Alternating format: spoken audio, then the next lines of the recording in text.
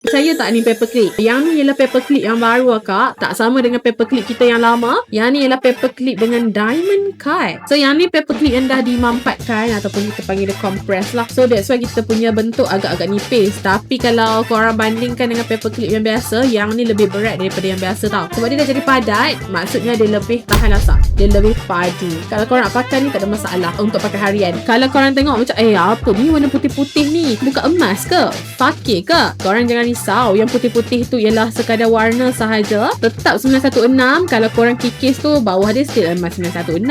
Yang tu cumalah warna. Yang ni kita ikut peredaran semasa ataupun sekarang punya trend. Memang orang pakai yang macam chrome-chrome kan. Walaupun korang tengok dekat kedai emas lain yang besar-besar tu banyak yang pakai chrome. Betul tak? Sekarang sebab trend warna ni. Arisa akan bercuti selama 3 bulan. Tapi tak apalah korang, sebab kawan-kawan kita di Level 16 akan live menggunakan akaun Arisa.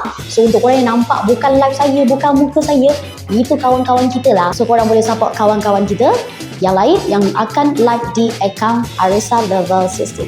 So korang jumpa tahun depan. Bye bye.